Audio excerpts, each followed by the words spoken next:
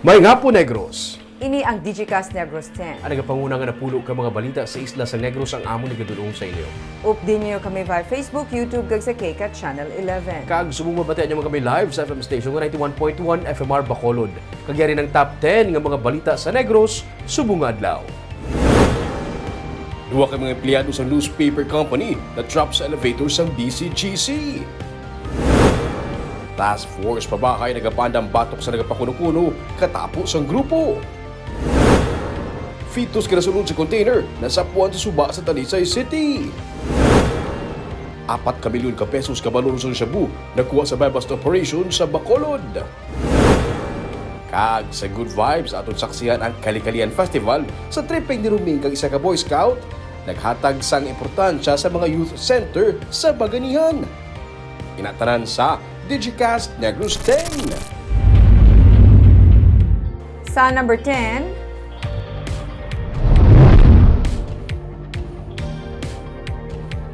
business process outsourcing company sa probinsya plano nga mag-hire sa 300 ka mga empleyado kada bulan. Ginanunsyo sa management ng I-Corps Negros Occidental nga sinila nga tuig na bato nila ang certification bilang Great Place to Work. Gani ginahaylo nila karon ang mga negrense nga mangin kabahin sang kumpanya. 300 ka mga negrense kada bulan ang tuyo nila nga matagaan sang oportunidad nga makatrabaho. Suno kay Jim Down, Senior Director for Operations ng I-Corps, hindi lang trabaho kundi career ang ginatanyag nila sa mga negrense. Ginsiling ni Marilu Vergara, ang Director for Marketing Operations, ang paghatag sang training kag nagkaigo nga recognition sa mga empleyado kabahin sa mga rason nga nabato nila ang certification halin sa ginakabig Global Authority on Workplace Culture. Dungan sini ginlunsar man sang BPO firm ang company-based non-profit charitable organization nga nagahatag bulig sa ilang mga empleyado kag sa iban pa nga katapo sang komunidad. Population is work at home, which has been a great opportunity for many Icorians. With the pandemic, when the pandemic kicked in, right, there was a big push to get everybody to work at home, and work at home is here to stay. We have lots of opportunities for work at home. You know, we have scored 83%.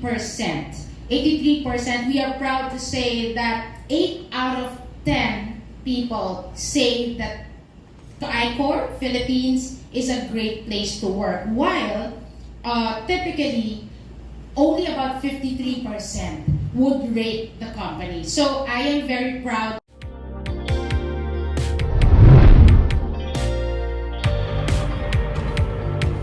Sa number 9, panahon sa Negros Festival nga natala na kunta ni igalunsar sa Lunes, Pebrero 13, ang hindi madayon kay ginpaisol anay. Inisunod sa kay Negros Occidental Provincial Administrator Refrando Diaz nga nagsilinga ang Executive Committee ang mag-announce kung sano ang final nga schedule sang launching sa liwat nga pagbalik sa panaad sa Negros Festival. Sunod sa kay Diaz, wala man ang probinsya nagadali kay may gina-finalize pa sa karon. 3 man ka tuig nga napaiway ang selebrasyon sa panaad sa Negros Festival tugas ang pandemic. Sa Abril 17 tubtob 23 ang Panaad Festival. 25 million pesos ang ginpaing nga pondo sa probinsya para sa among selebrasyon. Sa event mismo, nahanda na ang guest list nga nagalakip sang national personalities. Ginhingyo sang probinsya ang Association of Negros Producers nga mangin partners ang sini nga event. Ang ANP ang mangin recipients sang mga donation. Pagabulig ang ANP sa pag-mount sang Best of Negros Products nga trade fair. Si Engineer Jojo Amugod ang magaserbe nga festival director.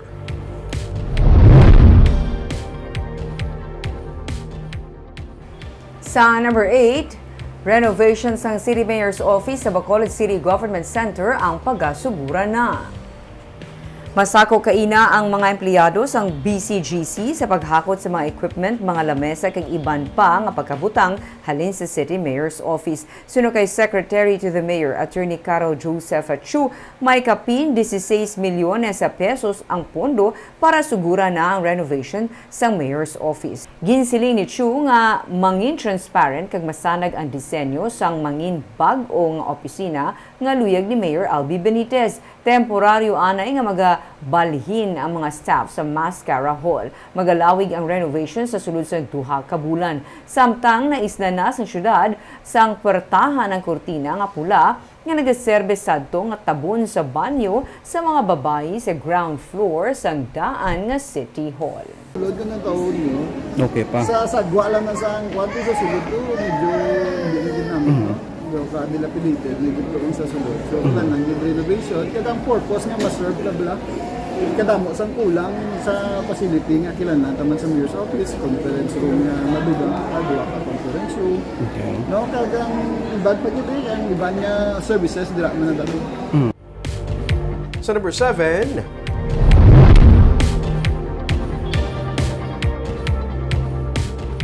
fetus na sapwan nga nagalutaw sa suba sa Talisay City.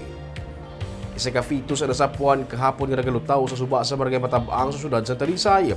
Suno sa PNP, ang mga bata nga nagapaligo sa suba amo ang nakakita sa fetus kinabutang sa plastic container kag may mga dugo pa suno sa pulis. Kinabulubanta, yara sa 5 tubtub 6 ka bulan pa lang ang fetus. Posibilidad suno sa pulis nga ginpahulog ini kag sang amulang man nga inoras ginhaboy sa suba. Ginausisa pa sa karon sa PNP kung sino ang posible may kahimuan sinibangod siya ang magapangatubang sang kaso.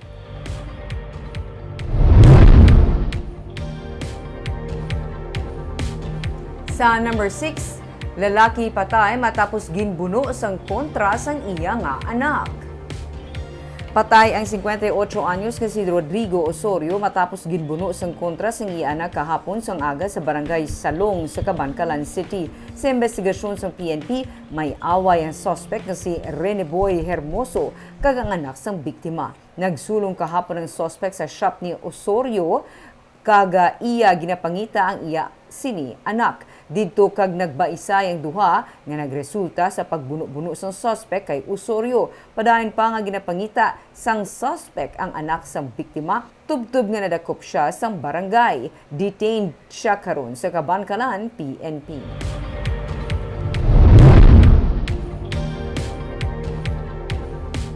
Sa number 5, 4 million pesos nga balor sa suspected shabu nakuha sa bust operation sa Barangay 1 sa Bacolod City.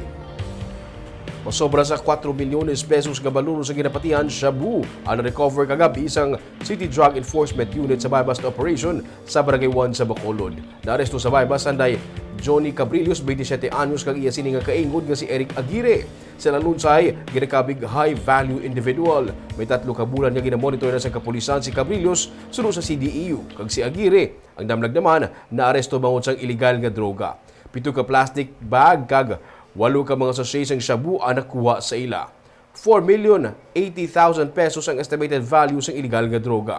Kaso nga paglapas sa Republic Act 9165 ang ginapangatubang sa karon sa 2 ka mga suspect.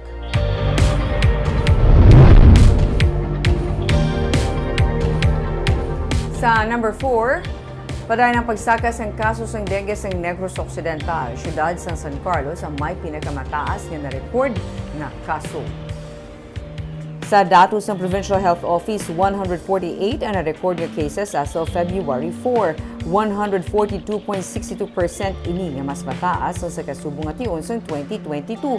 Ang San Carlos City sunod sa PHO ang may 20 cases. Isa naman ang dengue-related death. Sunod kay Dr. Ernel Tumimbang, maid-id nga ginatutukan karon sa PHO ang kampanya labi na nga maulanon sa karon ang panahon. Karon nga yara pa man lang sa first quarter, sunod kay Tumimbang, hindi pa man masiling nga tayuyon ang pagsaka sang dengue sa sini nga tuig. Too early to say this will rise because it's just a first quarter of the year. But you should keep close watch sa mga cases ta. Right now, proactive ang PHO and standing order from the Provincial Administrator Cacaico. This will not be only a 3 years affair on dengue. This is now an annual affair on dengue.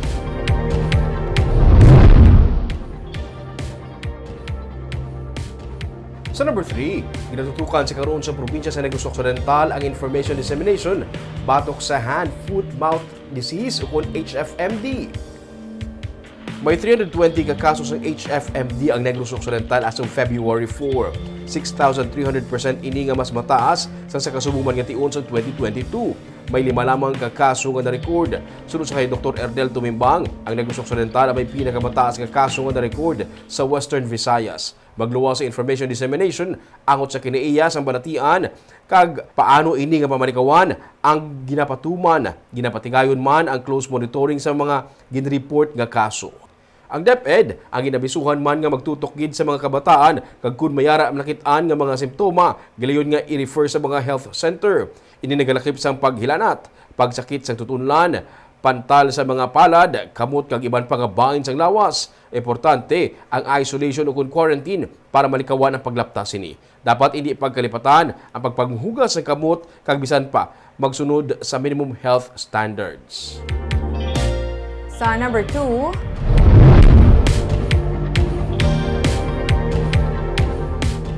Task Force Pabahay nagapaandam sa nagapakuno-kuno nga katapos ang pabahay program sang syudad.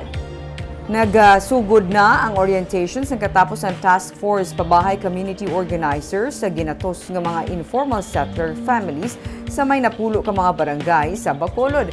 Ang Bacolod Pabahay Program ang nagatuyo magtukod sa 10,000 housing units. Sunod kay City Administrator Pacifico Maghari III, base sa ilang data, may 16,000 na ka mga potential beneficiaries ang napaidalom sa screening. Pero samtang nagapadaan ang proseso, nagapaandam siya sa publiko, ilabi na sa mga ISF beneficiaries nga maghalong batok sa posible magpamentaha sa pabahay program sang syudad.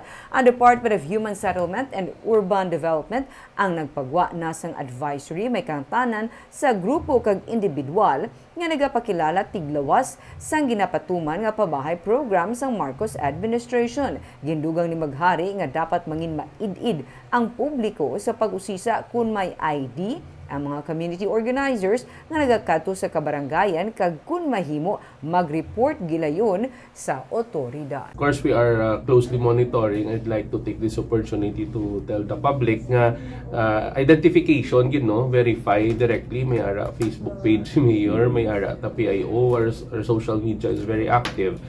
In case of doubt, verify directly here at the city government kung legit nga community organizers. We don't want to discount that possibility, so we will be issuing IDs for proper identification nga hindi mabusaran ang aton nga mga potential beneficiaries. Kag sa numero 1 sa mga balita, subong adlaw.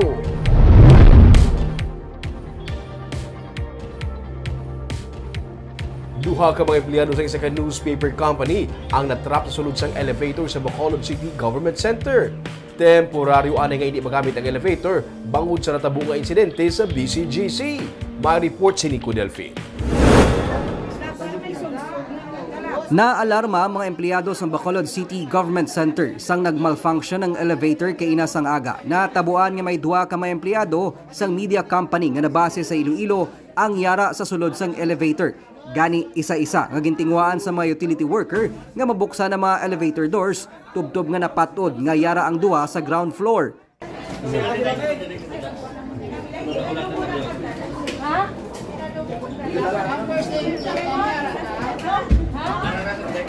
Matapos sa malapit 45 minutos, na-rescue ang babae kag lalaking staff sa media firm. Sa kainit sa babae nga natrap sa elevator, wala niya mapunggan nga mga kig sa mga empleyado kag sa mismo opisyales sang Office of the Building Administrator.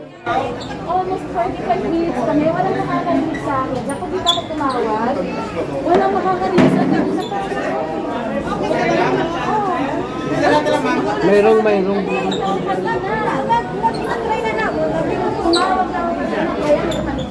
Sunod kay Secretary to the Mayor Attorney Carol Joseph Chu, ginapausisa na nila kung anong kabangdanan sang pagmalfunction sang elevator nga karon temporaryo nga hindi magamit. Safe man ang tanan, harm na natabo, okay man tanan, na-respondihan man dayon. Pero imbestigahan ako ng natabo. Whether it's a technical or wala kabalo security.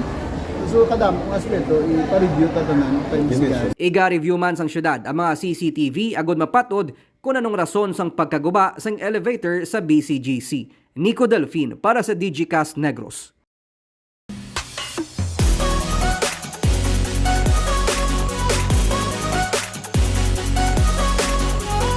Kagyari naman ang pampabalo na mo niya pang pag-good vibe sa inyo silinga weekend. Natapos na ang siyam kaadlaw nga kalikalihan Harvest Festival sa Don Salvador Benedicto. Nagtakop na inisang kahapon kag gindagsa sang tawo ang dalanon sang DSB para saksihan ang kahiwatan. Nagsinamo-samo ang emosyon sa mga kabataan nga nagpasakot. Ang street dancing nagasaka panaog sa dalanon sa kabukiran. Ang street dancing nga katugnaw kuveran. Ang street dancing nga ang costume sa participants himo sa mga mais, munggo, dahon sang saging, panit sa mais, banig kag iban pa nga mga produkto sang banwa. Kag ini ang street dancing nga nagapakita sang kultura sa mga Salvadorians. Ina ang saksihan tapwas sa tripping ni Rubing at 7 p.m.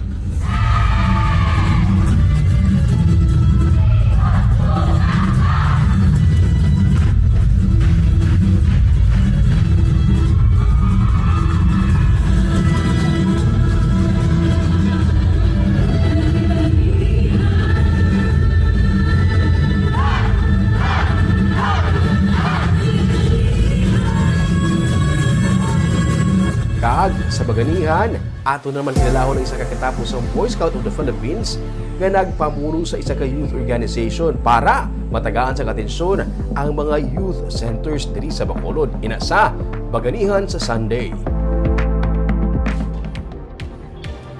Barb, sunod-sunod na mga kapistahan, no? January, Feb, basta March, May, sagay pa kita. At least tabi kay buhi liwat ang ekonomiya. Kag May ha, ang mga tao gapunsok na gidya sa mga selebrasyon. Uhawang tanan sa kapistahan. Kag abay ito mga balita sa Negros Subong adlaw. Kay man sa panahon karon importante nga may ihibalo ka sa nagakatabo sa imo nga palibot. Kung dapat balanse kag eksakto ang mga impormasyon. Palahan kami nga magapangalagad sa Negrosanon. Ako si Barbara Mijares. Tubtub sa Lunes, ako naman si Romeo Subaldo. Happy weekend!